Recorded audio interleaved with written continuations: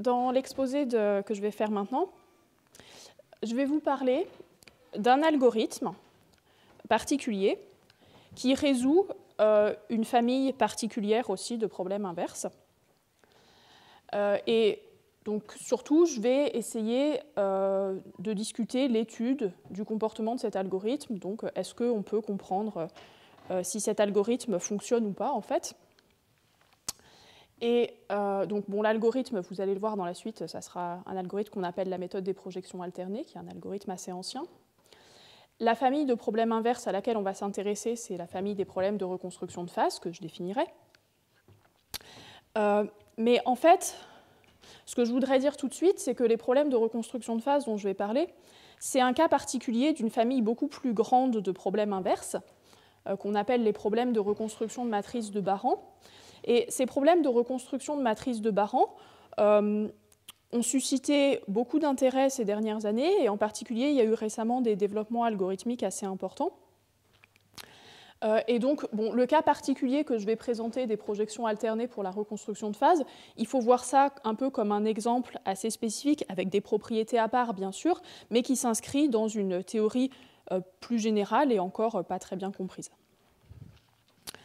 Donc, puisque, comme j'ai dit, les problèmes de reconstruction de phase sont un cas particulier des reconstructions de matrices de Baran, je vais commencer par faire une introduction un peu générale aux problèmes de reconstruction de matrices de Baran. Alors, qu'est-ce que c'est ces problèmes? C'est les problèmes qui sont de la forme suivante. Typiquement, on essaie de reconstruire une matrice M à coefficients complexes, donc bon, éventuellement ils peuvent être réels, mais disons qu'ils sont complexes. Ici, je vais la supposer carrée pour simplifier, mais bien sûr, elle peut être rectangulaire. Et pour reconstruire M, on a deux types d'informations. D'abord, on sait que AM est égal ou à peu près égal à B, où A, c'est un opérateur linéaire sur l'ensemble des matrices, qui est connu, et B, eh bien, c'est un vecteur à coordonnées complexes qu'on connaît, et qui est ce qu'on appelle typiquement le vecteur de mesure. Donc ça, c'est la première information qu'on a sur M. Et la deuxième information qu'on a sur M, c'est qu'on sait que le rang de M doit être inférieur ou égal à R pour un certain entier R qui est connu.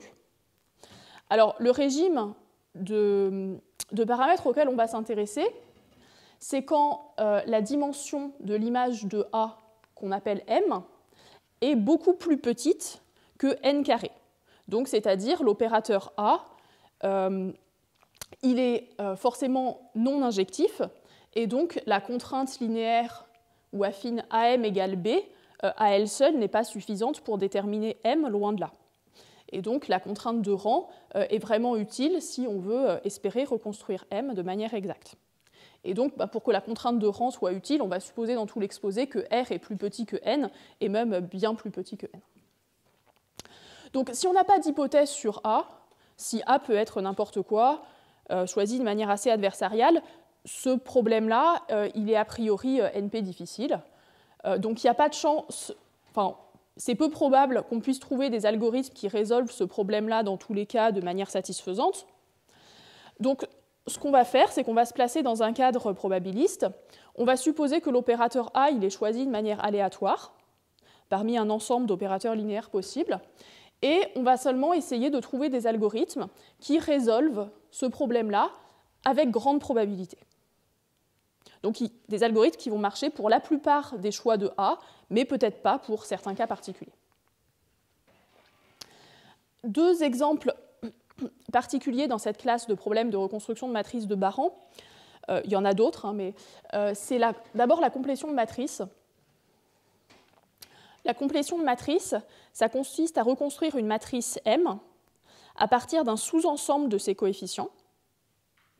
Donc vous voyez, vous avez accès à M indice KL pour un certain nombre de paires KL dans un ensemble S qui est fixé à l'avance mais qui ne contient pas tous les éléments de 1n au carré, et sous la contrainte que le rang de M est plus petit que R.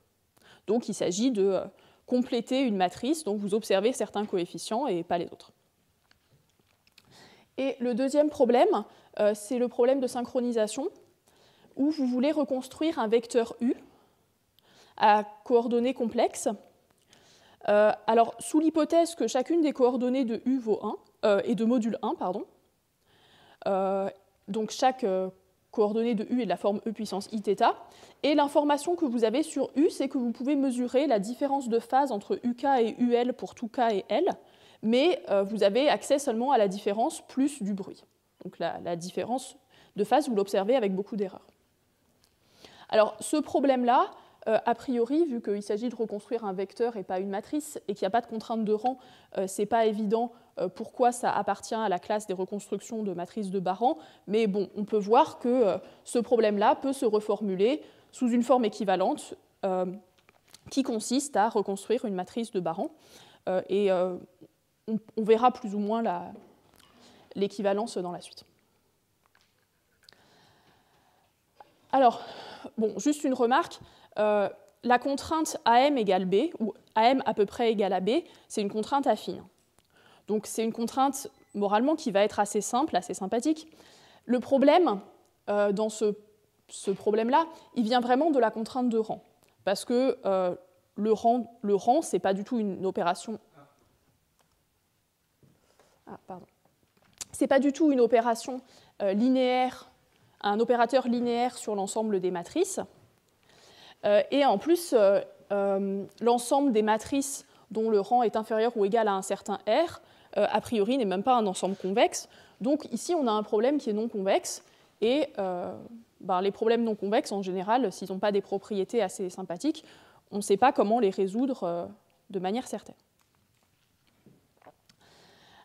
Alors, en gros, dans le développement d'algorithmes pour résoudre ces problèmes de reconstruction de matrices de Baran, à ma connaissance, il y a eu 3 grandes étapes dans le développement. Donc, d'abord... Excuse-moi de t'interrompre, tu n'as pas parlé de motivation pour regarder ces problèmes-là. Moi, je vois un certain nombre d'applications, mais je serais curieux de savoir si ce sont les mêmes applications qui t'intéressent. En fait, il y a donc les 2 problèmes que j'ai mentionnés, par exemple, les 2 exemples particuliers, la complétion de matrice et la synchronisation, c'est des versions un petit peu simplifiées de problèmes qui ont vraiment des applications concrètes. Donc, bon, par exemple, la complétion de matrice, c'est un problème qui intervient pas mal dans les systèmes de recommandation. Si on imagine que, si on imagine que la matrice, ça représente, chaque ligne représente un utilisateur, chaque colonne un objet, et on veut, voilà. C'est exactement la motivation à laquelle je pensais, c'est les matrices qui sont pleines de trous, de users items, dans tout ce qui est question de big data sur les réseaux sociaux, sur les carnets, etc., dans les moteurs de recommandation. C'est la même motivation que... Pour la complétion de matrice, oui. Pour la complétion. Et l'autre ? Pour la synchronisation, alors c'est une version simplifiée. Il y a peut-être d'autres applications, mais l'application que je connais principale, c'est une version simplifiée de problèmes qui arrivent en imagerie. Quand on observe par exemple des molécules, en général, si on prend une image d'une molécule, on ne contrôle pas la rotation de la molécule, donc on se retrouve avec plein d'images du même objet, mais avec des rotations. Et donc il faut estimer les rotations, et bon, si on a de la chance, on peut espérer estimer la rotation relative d'une image par rapport à une autre, mais on ne peut pas avoir de rotation absolue, et donc à partir des observations des rotations relatives, il faut arriver à reconstruire la rotation absolue. Bon, évidemment, c'est une version un peu simplifiée, parce que de toute façon, les molécules, elles sont en 3 dimensions, donc on n'a que des projections 2D, mais enfin, ce genre de problèmes interviennent au moins là. Et les problèmes de reconstruction de phase dont je vais parler après ont aussi des motivations physiques. Donc, les premières méthodes qui ont été utilisées pour résoudre ce genre de problème, c'est des méthodes qu'on appelle non convexes. Alors, le principe, c'est que vous écrivez votre matrice M sous la forme U fois V étoile. Alors, V étoile, c'est le conjugué de la transposée de V. Où U et V sont des matrices qui ont N lignes et R colonnes. Alors, si vous écrivez M sous cette forme-là, eh bien, c'est assuré que le rang de M est inférieur ou égal à R, puisque U a R colonnes.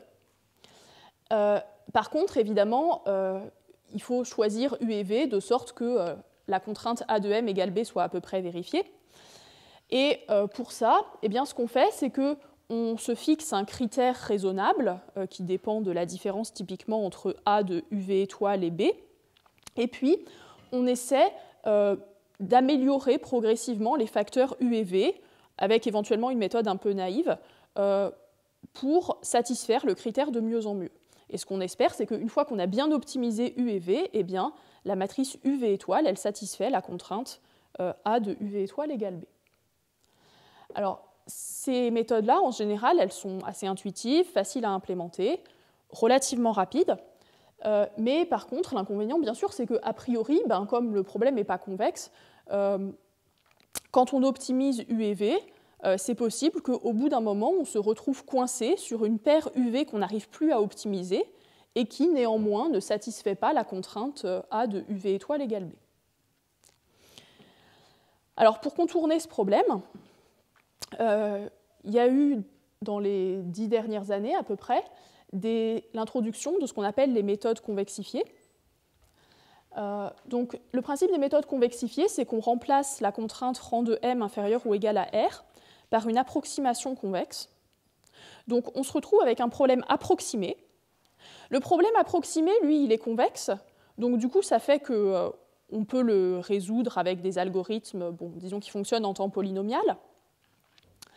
Alors, évidemment, si on résout le problème approximé, on n'a pas résolu le problème de départ, on a juste résolu une approximation, mais dans un certain nombre de cas, on peut montrer qu'avec grande probabilité, la solution du problème approximé, c'est la même que la solution du problème de départ. Et donc, en résolvant le problème approximé convexe, eh bien, on résout aussi le problème de départ qui, lui, était non convexe. Donc, le grand avantage de ces méthodes-là, c'est que dans un certain nombre de cas, eh bien, on peut prouver qu'elles fonctionnent. Et par contre, leur gros inconvénient, même s'il y a eu des progrès à ce sujet récemment, c'est que assez souvent, elles sont beaucoup plus lentes que les méthodes non convexes. La raison, c'est que dans les méthodes non convexes, on optimisait seulement U et V, et U et V, c'était des matrices qui avaient n fois R coefficients. Alors qu'ici, on doit optimiser directement la matrice M, qui elle a n carré coefficients. Et donc, quand R est très petit, eh bien, on optimise beaucoup plus de coefficients avec ces méthodes-là qu'avec les méthodes précédentes. Et donc, évidemment, l'algorithme est beaucoup plus lent. Donc, du coup, dans les 3 dernières années à peu près, il y a eu un retour des méthodes non convexes. Et ce que les gens qui ont travaillé sur la question ont fait, c'est qu'ils ont repris les méthodes non convexes dont j'ai parlé il y a deux slides, et ils les ont améliorées et ils les ont analysées mieux, de façon à étendre aux méthodes non convexes, ou au moins à des méthodes non convexes améliorées, les garanties théoriques qu'on avait démontrées pour les méthodes convexifiées. Donc typiquement, les méthodes non convexes améliorées, elles fonctionnent en 2 étapes. Donc de nouveau, on écrit M sous la forme UV étoile, avec U et V des matrices avec L ligne et R colonne. Et dans une première étape, on commence par choisir de manière judicieuse des matrices initiales U0 et V0, dont on espère qu'elles forment déjà une assez bonne approximation d'une solution à notre problème. Et dans une deuxième étape, on fait des itérations. Donc, en choisissant un critère raisonnable, je vais détailler dans la suite ce que j'appelle un critère raisonnable, on optimise progressivement U et V en partant de U0 et V0, dans l'espoir qu'une fois qu'on a bien optimisé, eh bien, A de UV étoile est égal à B. Et quand on optimise U et V, eh bien, on obtient une suite de paires UV. Et donc, comme j'ai dit, ce qu'on espère, c'est que la suite de paires UV va converger vers une solution, c'est-à-dire va converger vers une paire UV telle que A de UV étoile égale B. Et dans la suite, ces méthodes non convexes améliorées, j'appellerais ça des méthodes à 2 étapes. Ce qui a changé par rapport à la première époque des méthodes non convexes, en fait, est principalement le rôle de l'initialisation.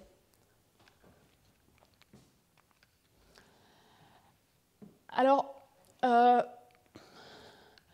donc dans un certain nombre de cas, il y a des résultats récents qui montrent que ces méthodes à 2 étapes, elles fonctionnent. Donc, c'est-à-dire qu'elles trouvent la solution avec grande probabilité sur A.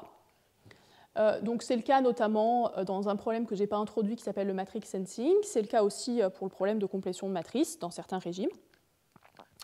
Dans d'autres cas, ça arrive aussi. Et en plus, les gens ont montré qu'en fait, dans certains cas aussi, l'initialisation, l'étape d'initialisation, elle n'est pas vraiment utile. C'est-à-dire que si on prend n'importe quel point initial en fait, pour nos itérations, eh bien, ça se peut, dans certains régimes, que l'algorithme marche quand même si on n'a pas choisi une initialisation judicieuse. Et donc ça, c'est le cas en matrix sensing, dans certains cas pour la complétion de matrice ou pour la synchronisation. Alors, pour se donner une intuition de pourquoi cette méthode en 2 étapes peut fonctionner, je pense que c'est utile de penser aux méthodes non convexes comme au problème qui consiste à minimiser une fonction relativement lisse mais non convexe. Donc, vous voyez, si vous essayez de minimiser une fonction objectif, donc qui n'est pas convexe, si vous essayez de la minimiser par une méthode naïve, comme par exemple une descente de gradient, a priori, ça ne va pas forcément marcher parce que vous risquez de vous retrouver coincé dans un minimum local et de ne pas atteindre le minimum global que vous voulez obtenir, qui lui est là. Mais néanmoins, si vous avez de la chance, votre fonction objectif, il se peut qu'elle soit convexe dans une certaine zone autour du minimum global. Ce qui fait que, du coup, si vous arrivez à initialiser votre descente de gradient dans cette zone de convexité, eh bien, tout va se passer comme si la fonction était convexe et la descente de gradient va converger vers le minimum global. Donc ça, c'est un peu l'intuition de pourquoi une méthode d'optimisation naïve précédée d'une initialisation judicieuse peut résoudre un problème non convexe. Alors maintenant, comment ça se fait que ça peut marcher? Ah oui, pardon, j'avais prévu une illustration, donc bon, c'est clair. Si vous prenez un point initial pour votre descente de gradient qui est dans la zone de convexité, ah zut, excusez-moi, et que vous faites une descente de gradient, eh bien, la descente de gradient ne voit pas la non-convexité de la fonction et converge bien vers le minimum global. Voilà. Alors maintenant, pourquoi est-ce que ça peut marcher aussi, même si on n'a pas une initialisation choisie de manière judicieuse? Alors, en fait, il peut se passer que la fonction objectif que vous essayez de minimiser, elle n'a pas exactement l'allure que j'ai dessinée dans la page précédente. Il se peut que ça soit une fonction non convexe, mais qui néanmoins n'a pas de point critique autre que la solution, enfin autre que le minimum global. Donc ici, pour une fonction de R dans R qui est régulière, un point critique, c'est juste un point où le gradient s'annule. Donc vous voyez par exemple, regardez cette fonction-là, c'est une fonction non convexe, mais néanmoins, le seul point où son gradient s'annule, eh bien, c'est le minimum global. Et du coup, sous certaines conditions, si vous essayez de minimiser cette fonction par descente de gradient, en partant de n'importe quel point, la descente de gradient, elle va vous trouver un point critique, et donc du coup, si le seul point critique, c'est le minimum global de la fonction, vous allez trouver le minimum global. Donc ici, vous prenez un point initial n'importe où, même assez loin du minimum global, vous appliquez une descente de gradient, et éventuellement, le fait que la fonction soit non convexe va faire que la descente de gradient ne va pas être très rapide, mais au final, elle va quand même trouver le minimum global de la fonction. Et donc, une conséquence des développements algorithmiques que j'ai essayé de présenter, c'est qu'il y a un certain nombre de problèmes qui sont a priori NP difficiles, mais qui néanmoins peuvent être résolus quasiment comme s'ils étaient convexes. Voilà, donc c'est assez agréable. Alors, par contre, les résultats que j'ai présentés, ils ont été obtenus de manière relativement indépendante pour chacun des cas particuliers de problèmes de matrice de reconstruction de Baran. Donc, les différents algorithmes qui ont été développés, ils se ressemblent entre eux. Ils ont pas mal de points communs. Les démonstrations ont aussi beaucoup de points communs entre eux, mais pour l'instant, on manque un petit peu d'une théorie générale qui dise exactement pour quels problèmes et pour quels algorithmes ça marche. Alors, en particulier, la question, c'est de savoir, dans la deuxième étape de la méthode à 2 étapes, donc dans la partie itération, qu'est-ce qu'on peut utiliser comme méthode pour optimiser les facteurs U et V? donc, dans la grande majorité des algorithmes, ce que les gens font, c'est la chose suivante. Ils se fixent une fonction objective qui est lisse, qui est définie sur l'ensemble des matrices. Donc, typiquement, un choix raisonnable, il y en a d'autres, mais celui-là est vraiment simple, c'est de prendre la fonction qui, à m, associe la norme carrée de a de m moins b. Donc ça, c'est une fonction objective qui est raisonnable parce que son minimum, ses minimums globaux, c'est exactement, les minimums globaux de rang R sont exactement les solutions du problème que vous voulez résoudre. Donc, résoudre le problème de reconstruction de matrice de Baran, ça revient exactement à trouver le minimum global de F parmi l'ensemble des matrices de rang inférieur ou égal à R. Donc, une fois qu'on a défini une bonne fonction objective comme ça, on regarde sa version factorisée. Donc, c'est-à-dire qu'on définit l'application F tilde qui, à UV, associe F de UV étoile. Et donc, en fait, résoudre le problème, ça revient exactement, cette fois-ci, à trouver un minimum global de F tilde. Et bien, pour ça, une heuristique naturelle, c'est de minimiser F tilde par une méthode d'optimisation locale, donc typiquement une descente de gradient ici.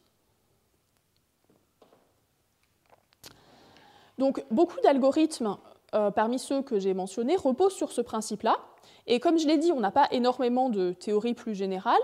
Le peu de théories qu'il y a semble souligner l'importance de la régularité. En tout cas, c'est plus facile d'obtenir des garanties un peu générales si vous supposez que quelque part, vous avez des fonctions objectives bien lisses qui apparaissent.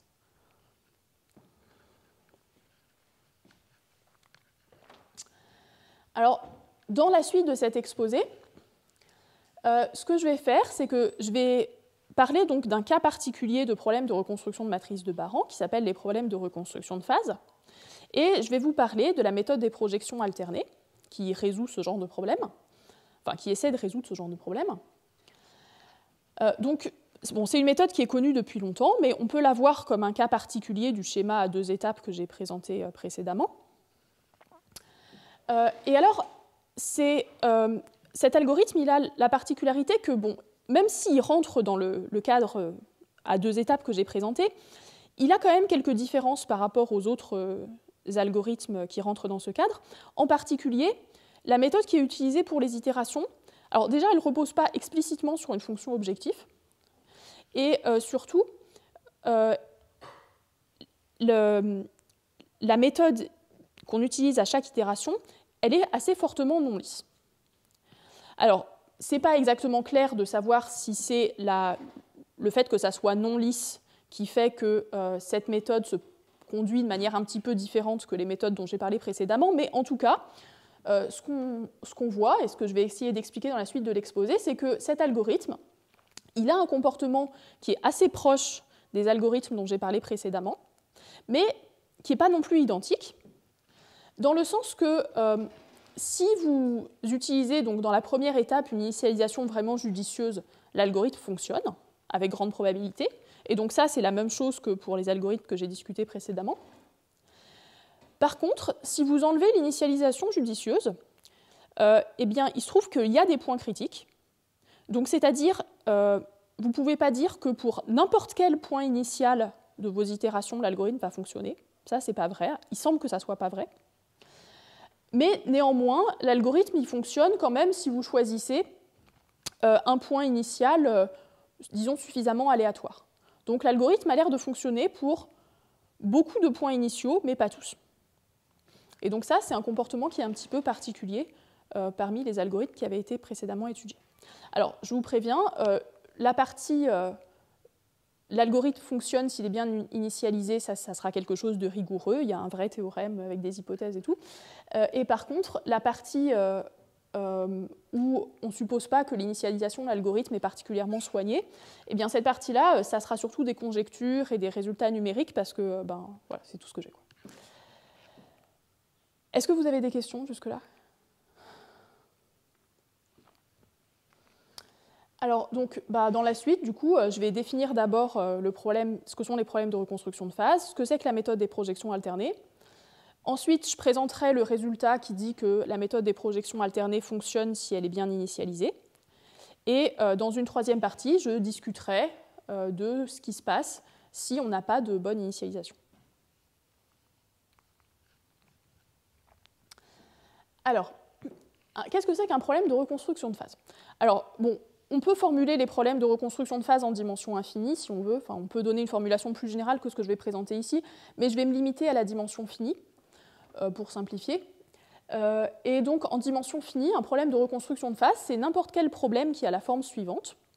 Donc, il s'agit de reconstruire un vecteur XU, donc à coordonnées complexes de taille n, à partir du module de A fois XU. Alors ici, A, c'est une matrice avec m lignes et n colonnes qu'on suppose fixées et connues. Et le module, c'est le module complexe, donc au sens habituel du module, qu'on applique coordonnée par coordonnée sur le vecteur A fois XU. Donc ici, A fois XU, c'est un vecteur avec m coordonnées complexes, et le module de A fois XU, c'est un vecteur avec m coordonnées réelles positives. Donc dans toute la suite de l'exposé, n, c'est la dimension de XU, j'appellerai ça la dimension, et m, qui est la dimension de A fois XU, j'appellerai ça le nombre de mesures. Et le régime qui est intéressant pour les problèmes de reconstruction de phase, c'est le régime où m est à peu près proportionnel à n. Donc typiquement, m est de l'ordre de 3 ou 4 fois n.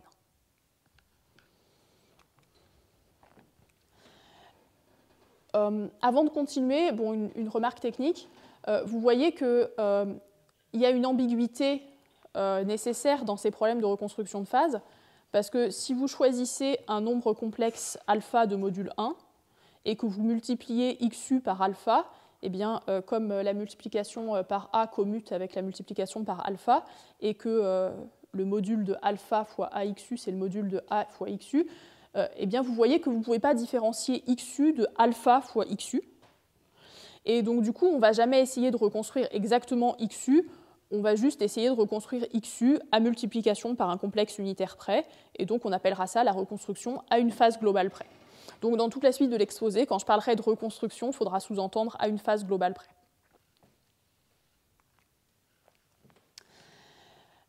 Alors, les problèmes de reconstruction de phase, ils ont été introduits. Enfin, leur étude a commencé, à ma connaissance, dans les années 50, 1950, parce qu'ils avaient des applications en physique. Alors, l'application principale, je vais essayer de la décrire brièvement, c'est pour des problèmes d'imagerie, notamment pour des problèmes d'imagerie par rayon X. Donc, bon, d'après ce que j'ai compris des articles de vulgarisation physique que j'ai lus, quand vous voulez imager un objet qui est très petit, ça devient assez compliqué d'utiliser des rayons électromagnétiques qui sont dans le domaine du visible, parce qu'il y a des problèmes de diffraction qui apparaissent. Et donc, du coup, on peut avoir envie d'utiliser des ondes électromagnétiques qui ont une longueur d'onde plus petite, comme par exemple les rayons X. Mais à ce moment-là, pour ces ondes-là, ça devient difficile de fabriquer des lentilles de bonne qualité. Donc, du coup, le système standard du microscope, où vous avez des lentilles qui vous permettent de diffracter puis de reconcentrer les rayons électromagnétiques, il est plus difficile à faire fonctionner. Et du coup, c'est intéressant de développer des systèmes d'imagerie qui n'utilisent pas de lentilles. Et un tel système, eh bien, ça peut être, bon, de manière évidemment très caricaturale, hein, ce n'est pas aussi simple en pratique, ça peut être le système suivant. Donc vous avez une plaque sur laquelle vous posez l'objet que vous voulez observer. Bon, pour simplifier, supposons que l'objet qu'on veut observer il est bidimensionnel, donc on le pose à plat sur la plaque. Vous l'éclairez par un faisceau d'ondes électromagnétiques cohérentes. L'objet sur la plaque diffracte les ondes électromagnétiques, et puis derrière, vous mettez un écran qui est là, et vous observez sur l'écran l'intensité des ondes diffractées.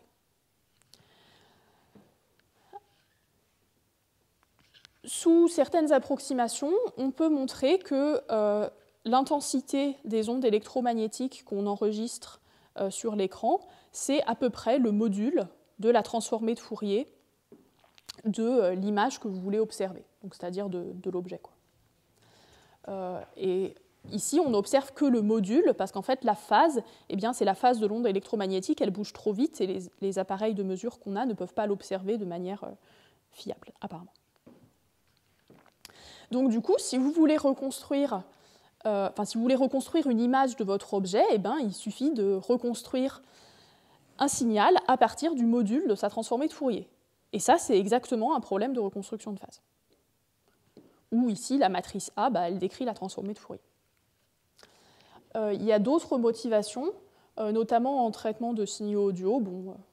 Moi, ça m'intéresse parce que j'ai travaillé dessus en thèse, mais là, je n'ai pas beaucoup de temps, donc je ne vais pas le discuter.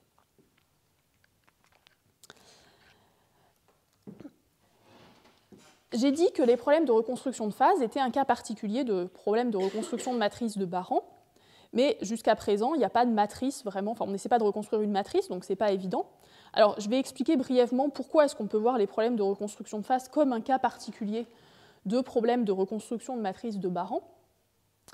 Alors, l'idée, c'est que si vous voulez reconstruire XU à partir du module de A fois XU, reconstruire XU, c'est la même chose que reconstruire XU fois XU étoile. Donc, XU fois XU étoile, c'est la matrice dont l'unique vecteur propre associé à une valeur propre non nulle est XU. Reconstruire XU ou XU étoile, c'est pareil, parce que si vous reconstruisez XU, vous pouvez calculer XU, XU étoile, et si vous reconstruisez XU, XU étoile, vous pouvez extraire le vecteur propre dominant et reconstruire XU. Et au lieu de reconstruire XU, XU étoile à partir du module de A fois XU, vous pouvez imaginer que vous reconstruisez XU, XU étoile à partir du module de A fois XU au carré. Parce que connaître le module d'un nombre complexe ou son module au carré, c'est exactement la même chose.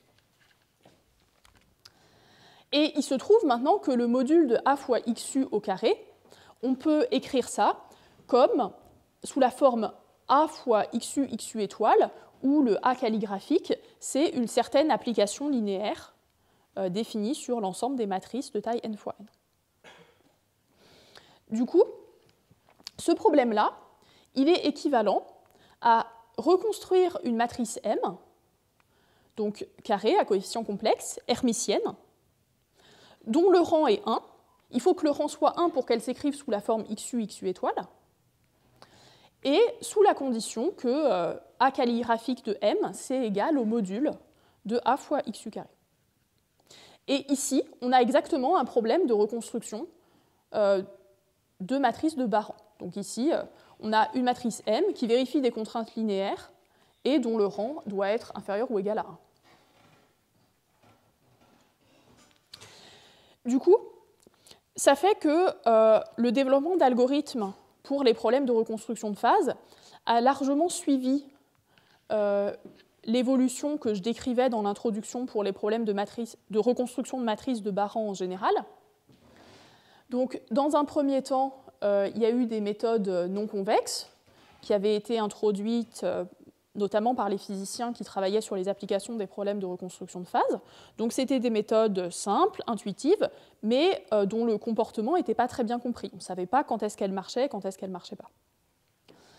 Dans un deuxième temps, à partir des années 2010 à peu près, il y a ce qu'on appelle des méthodes convexifiées qui ont été développées spécialement pour les problèmes de reconstruction de phase et qui sont des méthodes qui ont des garanties de convergence théorique. Empiriquement, on voit qu'elles sont assez précises, mais par contre, elles sont assez lentes, en général.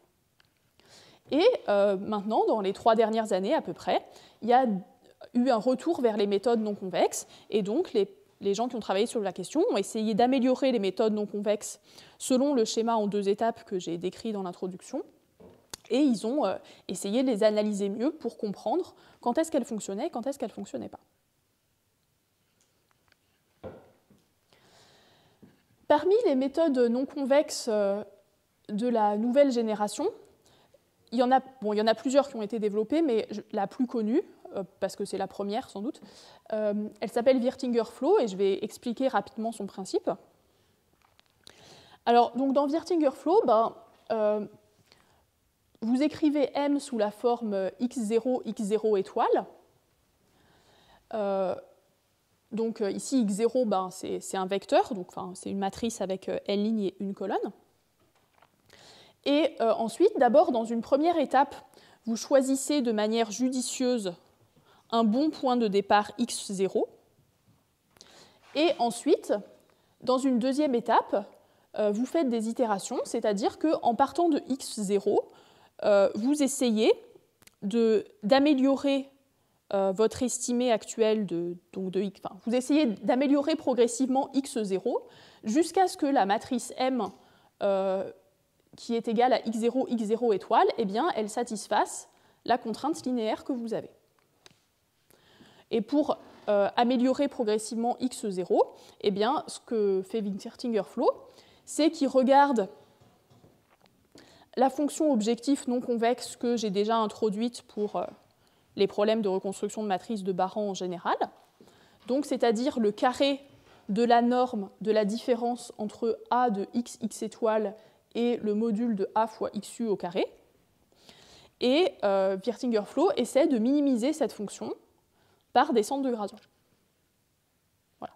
Et si la descente de gradient trouve un minimum global de cette fonction, eh bien le minimum global de cette fonction, il vérifie l'égalité a de m, enfin a de x étoile égale module de a fois xu au carré, et donc il résout le problème de reconstruction de phase.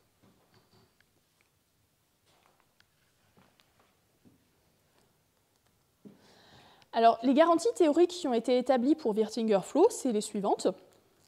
Donc, d'abord, on peut montrer, bon, il faut raffiner un petit peu ce que j'ai décrit dans la page précédente, mais en gros, si m est plus grand que n multiplié par une certaine constante de proportionnalité, alors Wirtinger-Flow fonctionne avec grande probabilité. Donc, c'est-à-dire qu'il trouve une solution du problème, enfin, il produit une suite d'estimés qui convergent vers une solution du problème de reconstruction de phase.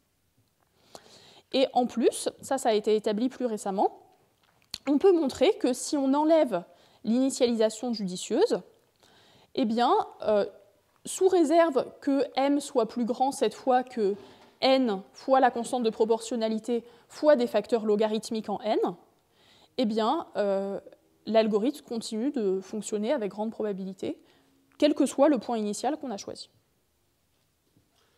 Ces résultats sont valables sous l'hypothèse que, je ne sais plus si c'est noté à ronde, etc., ça soit aléatoire. Oui, bien sûr, excusez-moi. Et tu n'as pas commenté, parce que tu disais que les coefficients avaient des lois normales, mais ils sont indépendants entre eux. Oui, j'ai oublié de le dire, pardon. Oui, dans tous ces résultats... Sinon, ça ne marche pas. Oui, bien sûr. Dans tous ces résultats, on suppose que la matrice A du problème de reconstruction de phase, elle est choisie selon une loi normale, donc c'est-à-dire que chacun de ces coefficients sont choisis selon une loi normale de moyenne 0 de variance 1 et tous indépendamment les uns des autres.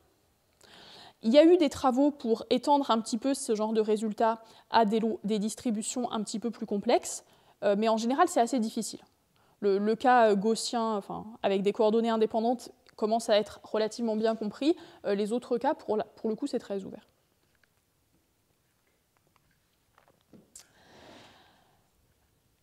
Alors, Wirtinger-Flow, donc, d'un point de vue théorique, a vraiment de très bonnes garanties de convergence. En plus, l'analyse elle est relativement faisable.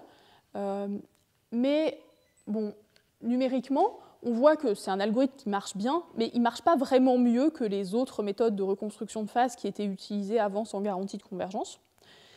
Et à ma connaissance, ce n'est pas une méthode qui est utilisée vraiment en pratique. C'est une méthode qui est surtout étudiée d'un point de vue théorique.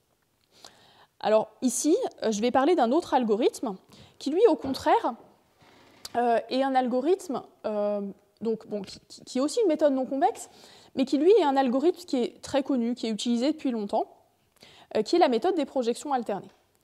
Et comme je le mentionnais dans l'introduction, on va voir que c'est une méthode qui rentre dans le cadre de ce schéma en 2 étapes, mais où les itérations fonctionnent de manière différente dans Wirtinger-Flow, et du coup, on a des propriétés, un comportement qui est un petit peu différent. Alors, la méthode des projections alternées, elle fonctionne de manière suivante. Donc, elle part de la version vectorielle du problème. Il n'y a pas de matrice, on n'essaie pas de reconstruire une matrice, on essaie de reconstruire XU. Et l'intuition, l'idée qui est à la base des projections alternées, qui est assez simple, c'est qu'au lieu de reconstruire XU, on va reconstruire A fois XU. si la matrice A est injective, ce qui est toujours le cas, reconstruire A fois XU, ça permet de reconstruire XU ensuite. Donc ce n'est pas un problème. Et pour reconstruire A fois XU, on a deux informations. On sait que A fois XU, eh bien, il appartient à l'image de A, forcément, donc à l'espace vectoriel qui est engendré par les colonnes de A, si vous préférez. Et en même temps, eh bien, on sait que le module du vecteur Y qu'on cherche, donc qui doit être égal à A fois XU, eh bien, c'est égal à notre vecteur de mesure, module de A fois XU. Donc, ce qui fait que résoudre ce problème de reconstruction de phase-là, c'est équivalent à reconstruire un vecteur Y qui appartient à l'image de A et tel que le module de Y est égal au module de A fois XU.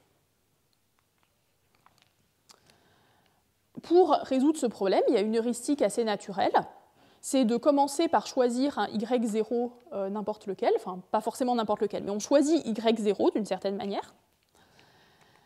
Ensuite, comme on sait qu'on cherche un vecteur Y qui appartient à l'image de A, on projette notre vecteur sur l'image de A, au sens de la projection euclidienne usuelle. Puis, comme on a une deuxième contrainte sur Y, on projette notre première projection sur l'ensemble des vecteurs qui satisfont la deuxième contrainte. Donc on projette sur l'ensemble des Y dont le module vaut le module de A fois XU. Puis une fois qu'on a fait ça, a priori la première contrainte n'est plus satisfaite, donc on reprojette sur l'image de A, puis on reprojette sur la deuxième contrainte, et ainsi de suite. Et on fait ça un grand nombre de fois. Alors, je ne les écris pas ici, mais les deux projections, elles ont des expressions explicites et elles sont relativement faciles à calculer. Et donc, on obtient comme ça, en faisant les projections successivement, une suite YN de vecteurs dont on espère qu'elles convergent vers la solution Y qu'on cherchait, donc A fois XU. Et donc, c'est bien une méthode en deux étapes, où ici, on a une initialisation qui est le choix de Y0, et on a une partie itération qui consiste à répéter les doubles projections. Bon, graphiquement, la méthode des projections alternées, elle a une interprétation simple. Vous représentez les deux ensembles de vecteurs qui vérifient chacune de vos deux contraintes que vous avez dans le problème. Donc vous avez un ensemble qui est l'image de A. Vous avez un deuxième ensemble qui est l'ensemble des vecteurs Y dont le module est égal au module de A fois XU. Et ce que fait la méthode des projections alternées, c'est qu'elle part d'un point initial Y0, elle le projette sur le premier ensemble, puis sur le deuxième, puis de nouveau sur le premier, et ainsi de suite. Et ça donne donc une suite de points. Et si on a de la chance, eh bien, cette suite de points converge vers un élément qui est dans l'intersection des deux ensembles de contraintes. Et cet élément-là, à ce moment-là, eh bien, il est solution du problème qu'on voulait résoudre.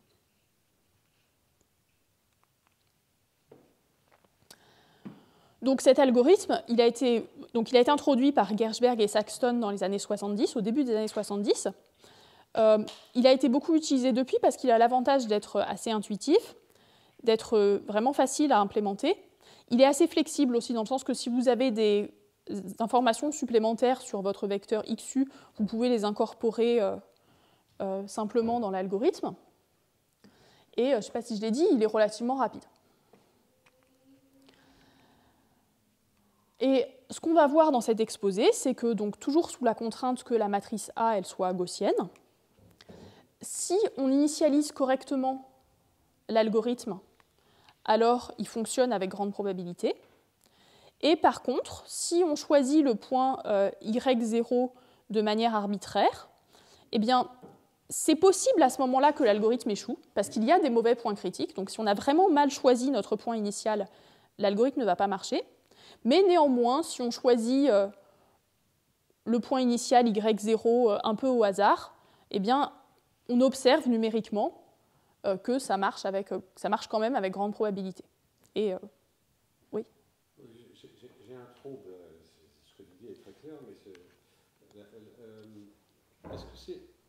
est-ce qu'on n'a pas introduit éventuellement plus de solutions que du problème initial? À savoir, est-ce qu'on n'a pas introduit des points qui seraient dans l'image et qui auraient la même norme que ce que l'on cherche, mais il n'y a pas forcément unicité des points. l'intersection de la sphère et de l'image, ça pourrait être gros. En fait, c'est parce que ce n'est pas la norme qu'on regarde. La deuxième contrainte qu'on a, ce n'est pas que la norme de y est égale à la norme de AXU, c'est que le module de y est égal au module de AXU, ou ici, ce que j'appelle module, c'est le module coordonné par coordonnée. Ah, donc, en fait, c'est un ensemble de m contraintes non linéaires. Voilà. Mal compris la notation, pardon. Mais donc, oui. Là, il n'y a plus de souci, ça sera à une phase près. Oui, non, là, c'est vraiment, il y a vraiment une équivalence entre les deux formulations. Donc le premier résultat, il dit la chose suivante. Il dit que si le nombre de mesures m est plus grand que n à une constante de proportionnalité suffisamment grande près, alors à ce moment-là, si on choisit y0 selon une procédure d'initialisation convenable, par exemple la méthode qui a été décrite dans l'article de Chen et de Candes en 2015, alors à ce moment-là, avec grande probabilité, la suite yn qui est renvoyée par l'algorithme des projections alternées, il vérifie l'inégalité suivante. Pour tout cas, la distance entre a fois xu et yk, bon, à une phase près en fait, est plus petite que la norme de a fois xu multipliée par ρ puissance k, où ρ, c'est une certaine constante strictement inférieure à 1 qui ne dépend pas de m et de n. Et donc, en particulier, eh bien, la suite YK, elle converge vers A fois XU, qui est la solution qu'on voulait. Donc, ce qui fait que, notamment, avec grande probabilité, eh bien, la méthode des projections alternées fonctionne. Et puis, en plus, on sait que, disons qu'elle fonctionne à vitesse exponentielle.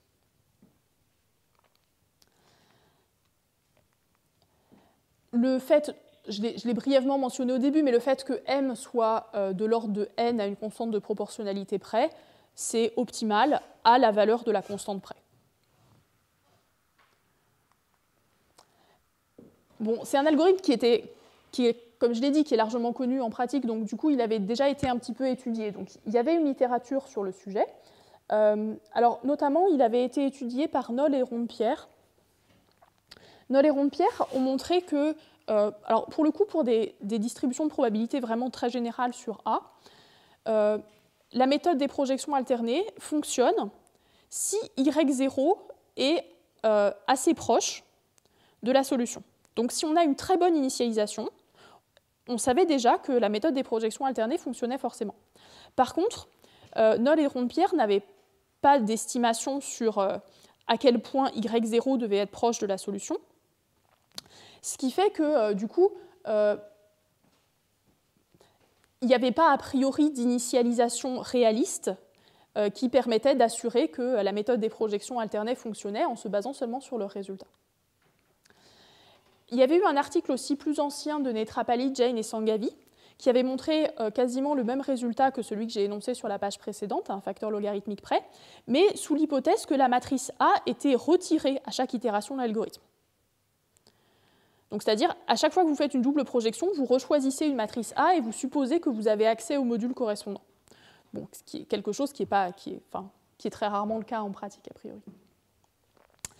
Et dans la thèse de Madi Soltanol-Kotabi, il avait montré aussi à peu près le même résultat, alors cette fois sans rechoisir la matrice A, mais avec une dépendance, enfin, la relation entre M et N était moins bonne, et il avait besoin, enfin, ces estimés faisaient qu'il avait besoin d'une procédure d'initialisation assez compliquée, alors que pour le coup, dans le théorème que j'ai présenté sur la page précédente, la méthode d'initialisation due à Chen et Candes, elle est vraiment simple.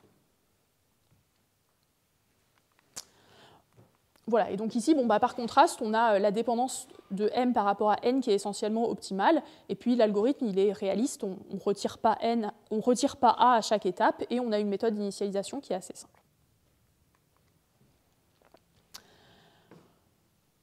Brièvement, l'idée de la preuve, bon, c'est une idée qui n'est pas spécialement nouvelle, elle est utilisée pour montrer le fonctionnement de la plupart des algorithmes en 2 étapes dont j'ai parlé dans cet exposé. Donc, dans un premier temps, on montre, bon, ici c'est une conséquence directe des résultats de Chen et Candes, que le point initial y0 il est assez proche de la solution qu'on espère obtenir. Et dans un deuxième temps, il faut montrer que l'opérateur de double projection, il est en un sens contractant près de la solution. Donc en fait, ce qu'on veut montrer, c'est que à chaque étape, si on est assez près de la solution, quand on applique la double projection, on se rapproche de la solution. Et on peut contrôler la vitesse à laquelle on se rapproche. Et pour ça, ce qu'on fait, c'est que d'abord, donc on appelle P l'opérateur de double projection. Donc d'abord, on fait un développement au premier ordre de P, au voisinage de la solution. Et ensuite, donc, pour étudier du coup le comportement de P, eh bien, il faut étudier le comportement de sa différentielle en la solution. Et la différentielle au voisinage, la différentielle en la solution, on peut écrire une expression explicite. Elle n'est pas très compliquée, mais elle dépend de A, de la matrice A, qui est une réalisation d'une loi de probabilité qu'on ne connaît pas de manière vraiment explicite. Et alors, ce qu'on fait pour étudier cet opérateur qui dépend de A, c'est qu'on calcule son espérance sur A, essentiellement. L'espérance, elle est assez simple et il n'y a plus de quantité non déterministe, donc on peut l'étudier. Et ensuite, en utilisant des inégalités de concentration, on montre que en fait, l'opérateur, il est de toute façon toujours assez proche de son espérance, enfin, avec grande probabilité, il est assez proche de son espérance. Et donc, il va se comporter à peu près comme son espérance. La principale difficulté technique dans les deux étapes que j'ai décrites ici, c'est que l'opérateur P, en fait, il est discontinu. Donc en particulier, il n'est pas différenciable en tout point. Et donc du coup, le développement au premier ordre, on peut lui donner un sens, mais il y a quand même des erreurs qu'il convient de contrôler de manière correcte. Voilà.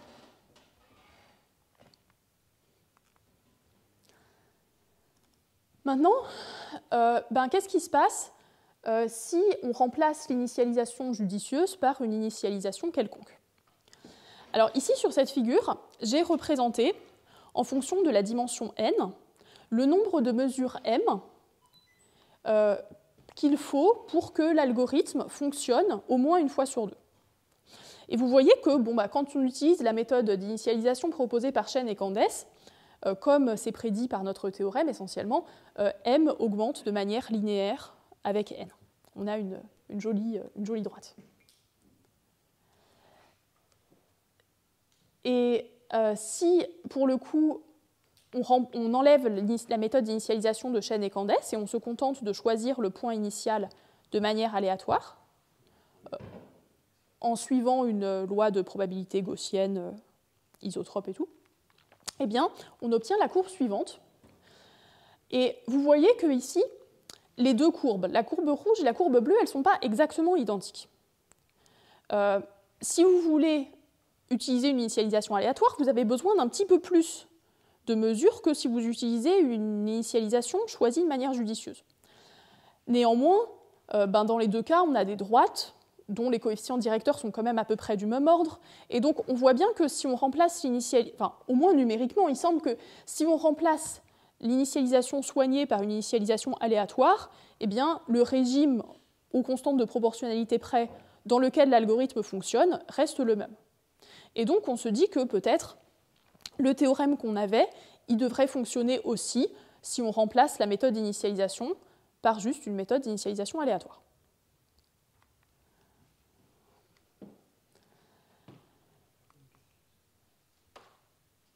Alors la première idée pour essayer de montrer ce résultat, c'est de se dire que peut-être il y a le même phénomène que pour les autres méthodes non convexes pour lesquelles ça a été démontré que l'initialisation n'est pas nécessaire, c'est que peut-être il n'y a pas de point critique attractif autre que la solution.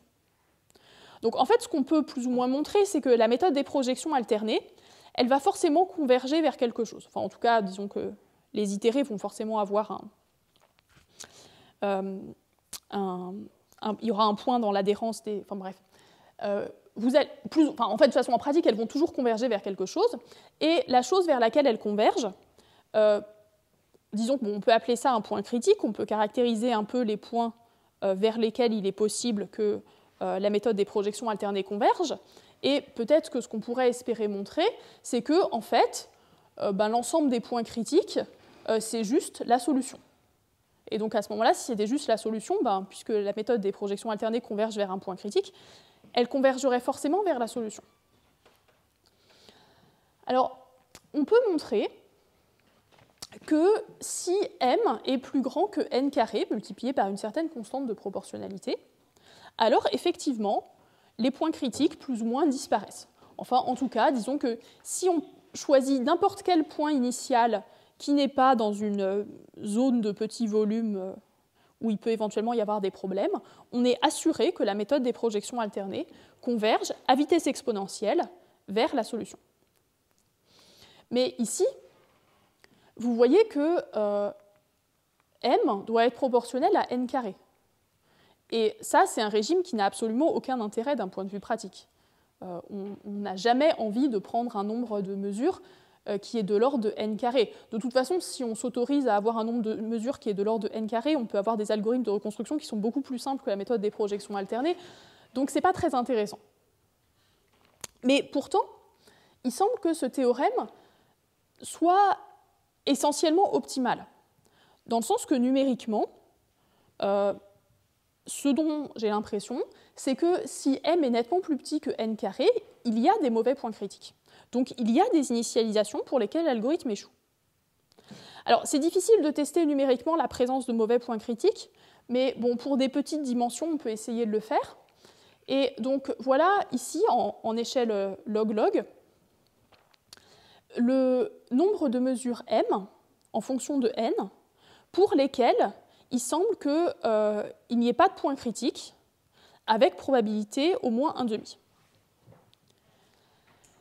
Et donc vous voyez que bon, bah, c'est une droite dans l'espace logarithmique, et en fait c'est une droite qui est relativement proche de la droite m égale n carré. En tout cas, elle est beaucoup plus proche de la droite m égale n carré que de la droite m égale n, qui est en rose pâle en dessous. Et donc, ce que cette expérience suggère, c'est que si m est nettement plus petit que n carré, bon, peut-être m est nettement plus petit que n à la puissance 1,9 ou n carré divisé par des facteurs logarithmiques, je ne sais pas exactement, mais en tout cas, il semble que si m est de l'ordre de n, il va probablement y avoir des mauvais points critiques. Et donc, on ne va pas pouvoir dire que la méthode des projections alternées fonctionne pour n'importe quelle initialisation. Par contre, ce qui semble, c'est qu'en fait,